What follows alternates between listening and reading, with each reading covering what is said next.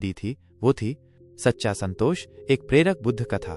बहुत समय पहले की बात है। भगवान बुद्ध अपने कुछ प्रमुख शिष्यों के साथ एक लंबी यात्रा पर निकले हुए थे। गर्मी का मौसम था, दिन की तपिश बढ़ रही थी और जंगलों की शांति में केवल पत्तों की सरसराहट और पक्षियों की आवाज सुनाई दे रही थी। सभी थके हुए थे और प्यास से व्याकुल भी। तभी बुद्ध ने अपने प्रिय शिष्य आनंद से कहा, आनंद, क्या तुम हमारे लिए थोड़ा पानी ला सकते हो?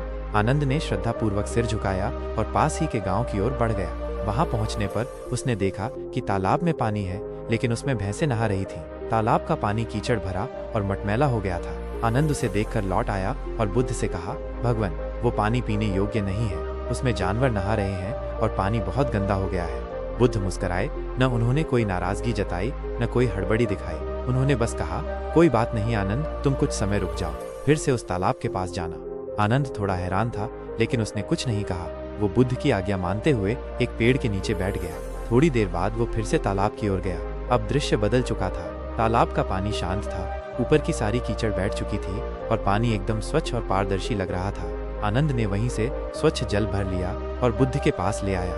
बुद्ध ने पानी पिया और फिर आनंद की ओर देखकर बोले, देखो आनंद, ये वही तालाब है जिसे तुमने थोड़ी देर पहले गंदा कहा था, लेकिन तुमने उसमें कुछ नहीं किया, न कोई पत्थर फेंका, न कोई छानने का प्रयास। तुमने बस उसे समय दिया। समय ने अपने आप उसकी कीचड़ को नीचे बैठा दिया और पानी को स्वच्छ कर दिया। यही बात हमारे मन पर भी लागू होती है। जब हमारा मन अशांत होता है तो हमें निर्णय नहीं लेना चाहिए, बस रुक जाना चाहिए, शांत हो जाने देना चाहिए। तब देख सकते हैं, आनंद गहरे चिंतन में डूब गया। उसे समझ आ गया कि जीवन में सबसे बड़ा शिक्षक समय होता है। जो चीजें हमें आज परेशान करती हैं, अगर हम उन्हें समय दे दें तो वे अपने आप सुलझ जाती हैं। सीख, यह कहानी हमें सिखाती है कि जीवन की समस्याओं को कभी कभी तर्क या प्रयास से नहीं, बल्कि धैर्य और शांति से सुलझाया जा सकता है। जैसे गंदा पानी अपने आप साफ हो जाता है, वैसे ही व्याकुल मन भी समय के साथ शांत होकर समाधान दिखाने लगता है। मैंने इस कहानी को पूरी तरह से